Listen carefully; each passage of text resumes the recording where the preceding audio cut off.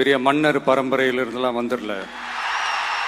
போதைப் பொருள் கலாச்சாரம் அதை கண்ட்ரோல் பண்றதுக்கு என்னென்ன ஸ்டெப்ஸ் எடுக்கணும், என்னென்ன முயற்சிகள் எடுக்கணும், இன்னிலிருந்தே அதை நான் எடுப்பேன். கஜானாவை சுத்தமா தொடச்சி வலிச்சு வச்சுட்டு போயிருக்கிறப்போ, தூக்க முடியாத சுமையை ஏத்தி வச்சுட்டு போயிருக்கிறப்போ உடனே நீங்க நினைக்கலாம், என்னடா இவர் ஏதோ பொறி வச்சு பேசுறாரா அப்படின்ட்டு. அப்படிலாம் எதுவுமே கிடையாது. அதாவது இன்னைக்கு நம்ம தமிழ்நாடு கவர்மெண்ட் இந்த நிலைமையில தான் இருக்கு அப்படின்றத உங்ககிட்ட சொல்லிட்டு I just want to take it forward from there. Ration, மருத்துவம், குடிநீர், சாலை வசதி, பஸ் வசதி, இந்த மாதிரி விஷயங்கள்ல தான் என்னுடைய முழு முதல் கவனம் செலுத்தணும்னு எனக்கு தோணுது. நான் முன்னாடியே சொன்ன மாதிரி மக்கள் பணத்துல இருந்து ஒரு பைசா கூட நான் தொட மாட்டேன். எனக்கு அது அவசியமும் இல்ல. மை பிரதர் திரு ராகுல் காந்தி அவர்கள்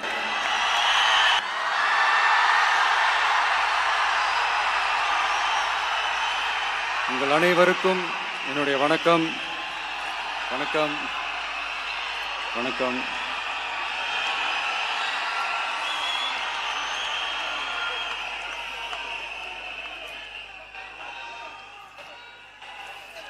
என்ன சொல்றது, எப்படி ஆரம்பிக்கிறதுன்னு தெரியல.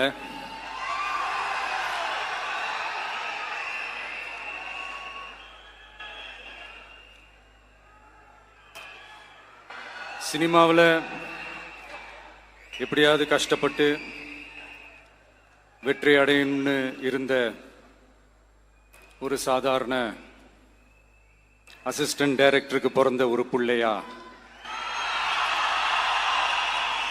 எனக்கும் வாழ்க்கையில் வறுமைனா என்னன்னு எனக்கு நல்லாவே தெரியும். பசினா என்னன்னு எனக்கு நல்லாவே தெரியும். நான் ஒன்றும் பெரிய மன்னர் பரம்பரையிலிருந்துலாம் வந்துடல. உங்களை மாதிரி தான், உங்களில் ஒருத்த மாதிரி தான், உங்க குடும்பத்தில் ஒருத்த மாதிரி தான், உங்க புள்ள மாதிரி தான், உங்க மகன் மாதிரி தான், உங்க அண்ணன் மாதிரி தான், உங்க தம்பி மாதிரி தான்.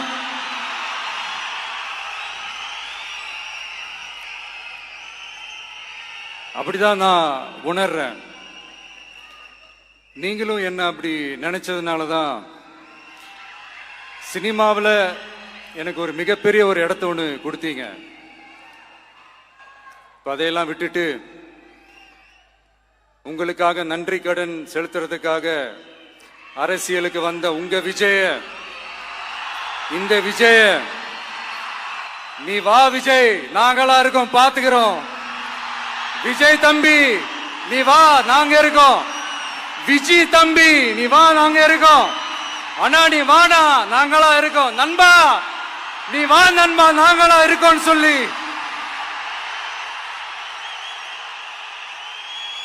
அவ்வளவு அன்பா, அவ்வளவு உறவா என்ன ஏத்துக்கிட்டீங்க.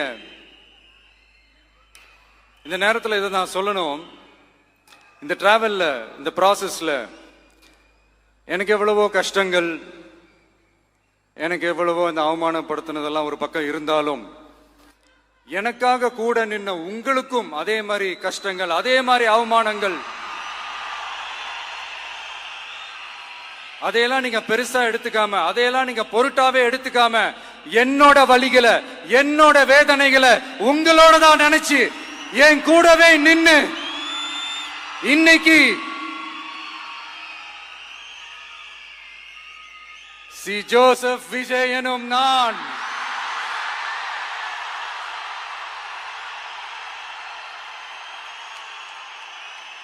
அத உண்மையாக்கி இருக்கிறீங்க.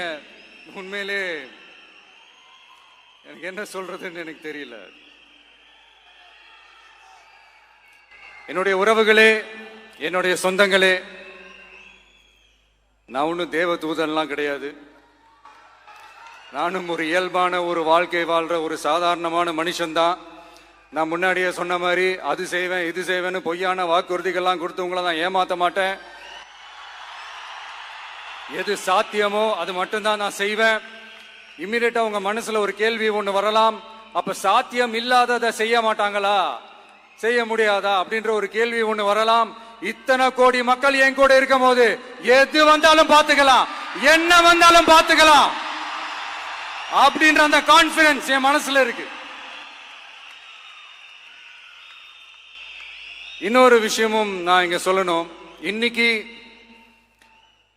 நம்ம தமிழ்நாடு கவர்மெண்ட் இருக்கிற அந்த நிலைமையை பத்தி நான் உங்ககிட்ட நான் சொல்லணும். கிட்டத்தட்ட 10 லட்சம் கோடிக்கு மேல கடன் வாங்கி வச்சுட்டு போயிருக்கிற இன்னைக்கு அந்த தமிழ்நாடு அரசு இருக்கிறப்போ, கஜானாவை சுத்தமா தொடச்சி வலிச்சு வச்சுட்டு போயிருக்கிறப்போ,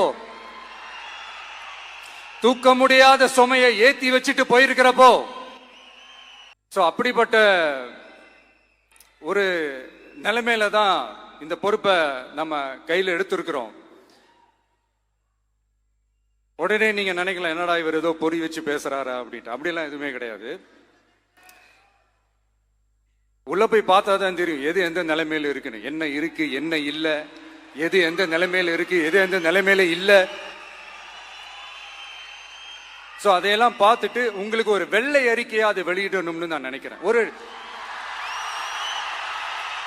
ஒரு டிரான்ஸ்பரண்டான ஒரு கவர்மெண்டா, அதாவது இன்னைக்கு நம்ம தமிழ்நாடு கவர்மெண்ட் இந்த நிலைமையில தான் இருக்கு அப்படின்றத உங்ககிட்ட சொல்லிட்டு I just want to take it forward from there. அதைத்தான் நான் முதல்ல செய்யணும்னு நினைக்கிறேன். தமிழ்நாடை பொறுத்த வரைக்கும் இப்போ யாரையாவது போய் ஏதாவது சந்திக்கணும் அப்படின்னா இந்த மூஞ்ச மூடிக்கிட்டு போய் சந்திக்கிறதோ,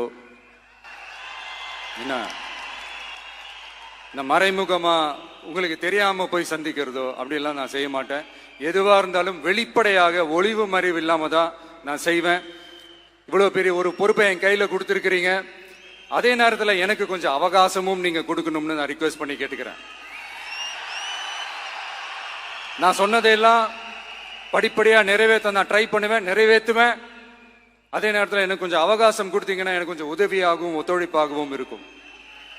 இது உங்களுடைய ஆட்சி. பெண்கள் பாதுகாப்பை ரொம்ப ஸ்ட்ரிக்டா வச்சிருப்பேன். போதைப் பொருள் கலாச்சாரம் அதை கண்ட்ரோல் பண்றதுக்கு என்னென்ன ஸ்டெப்ஸ் எடுக்கணும், என்னென்ன முயற்சிகள் எடுக்கணும், இன்னிலிருந்து அதை நான் எடுப்பேன். நம்ம பசங்களை அதுல இருந்து காப்பாற்ற வேண்டியது நம்ம அரசனுடைய பொறுப்பு.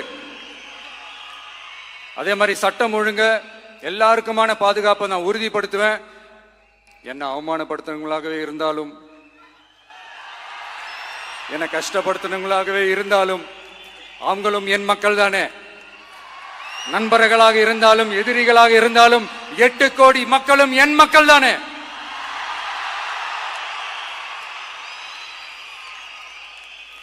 அது மாதிரி இந்த அடிப்படை விஷயங்கள், கல்வி, ரேஷன், மருத்துவம், குடிநீர், சாலை வசதி, பஸ் வசதி, இந்த மாதிரி விஷயங்கள்ல தான் என்னுடைய முதல் கவனம் செலுத்தணும்னு எனக்கு தோணுது.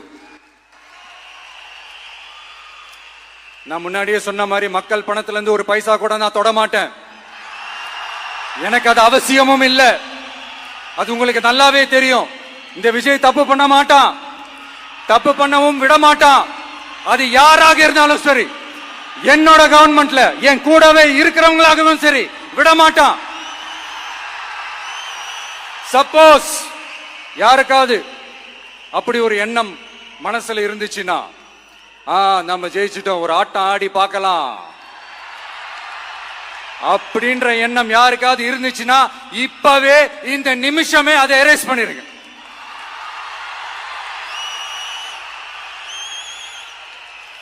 இங்க ஒரே சென்டர் தான், என் தலைமையில் உண்டான சென்டர். இந்த பக்கம் ஒரு சென்டர், இந்த பக்கம் ஒரு பவர் சென்டர், அங்க ஒரு பவர் சென்டர், அதெல்லாம் கிடையவே கிடையாது. இப்பவே சொல்லிடுறேன். பெண்கள், இளைஞர்கள், விவசாயிகள், அரசு ஊழியர்கள், ஆசிரியர்கள், உழைக்கிற மக்கள், மீனவர்கள் எல்லாருமே நம்ம டிவிக்கு அரசுல நல்லா இருப்போம், நல்லா இருப்போம், நல்லா இருப்போம். பிறப்புக்கும் எல்லா உயிர்க்கும் அப்படின்றத நம்ம சமரசம் இல்லாத அடிப்படை கோட்பாடு. சிறுபான்மை சகோதரர்களே, உங்களுக்காக நம்ம டிவிக்கு அரசு கூடவே நிற்கும். உங்களுக்கு அதுல எந்த விதமான சந்தேகமும் வேணாம். இந்து, முஸ்லிம், கிறிஸ்தவர்களுக்கான முகம்தான் இந்த விஜயனுடைய முகம். அதுல 100% நீங்க இந்த விஜயை நம்பலாம். இப்படி ஒரு சூழலை ஏற்படுத்தி கொடுத்த தமிழ்நாட்டு மக்கள், ஒட்டுமொத்த மக்கள், உங்கள் அனைவருக்கும் இந்த நேரத்தில் என்னுடைய நன்றியை தெரிவிச்சு, இன்னொருத்தவங்களுக்கு முக்கியமா நான் நன்றி சொல்லணும். அது இந்த விஜய் மாமாவோட குட்டி நண்பா, நண்பி.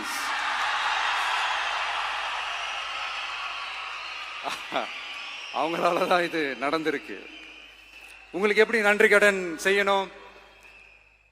உங்களுக்காக உங்க ஃபியூச்சரை மைண்ட்ல வச்சுக்கிட்டு எல்லா நல்ல விஷயங்களையும் உங்களுக்காக இந்த விஜய் மாமா செஞ்சு கொடுப்பான். கான்பிடண்டா இருங்க. அதே மாதிரி இன்னொருத்தவங்களுக்கும் நான் முக்கியமா நன்றி சொல்லணும். உங்களை எப்படி நான் மறப்பேன்? நீங்க தான் என்னோட உயிராச்சு. தமிழக வெற்றி கழக தோழர்களே,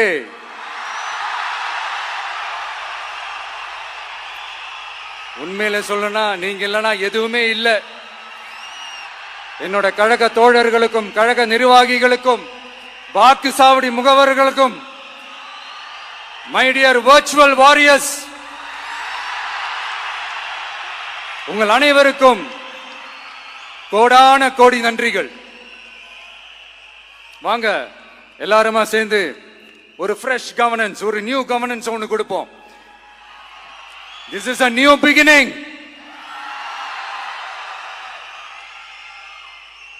A new era of a real, secular, social justice starts now.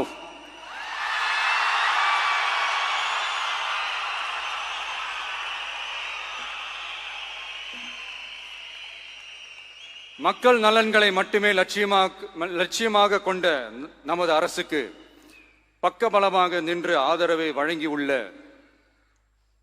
Congress பேரியக்கத்தின் தலைவர் மதிப்புக்குரிய திரு மல்லிகார்ஜுன் கார்கே அவர்களே, பாராளுமன்ற எதிர்க்கட்சி தலைவர் மதிப்புக்குரிய மை பிரதர் திரு ராகுல் காந்தி அவர்கள்,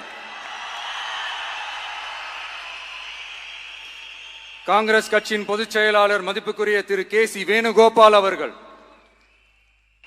தமிழ்நாடு காங்கிரஸ் தலைவர் மதிப்புக்குரிய திரு செல்வ பெருந்தகை அவர்கள், என்னுடைய நண்பர் பிரவீன் சக்கரவர்த்தி அவர்கள், சிபிஐஎம் கட்சியின் தேசிய பொதுச் செயலாளர் மதிப்புக்குரிய தோழர் திரு M.A. பேபி அவர்கள், மாநில செயலாளர் மதிப்புக்குரிய தோழர் திரு பி. சண்முகம் அவர்கள், அரசியல் தலைமை குழு உறுப்பினர் மதிப்புக்குரிய தோழர் திரு கே. பாலகிருஷ்ணன் அவர்கள், பாராளுமன்ற உறுப்பினர் மதிப்புக்குரிய தோழர் திரு சு. வெங்கடேசன் அவர்கள்,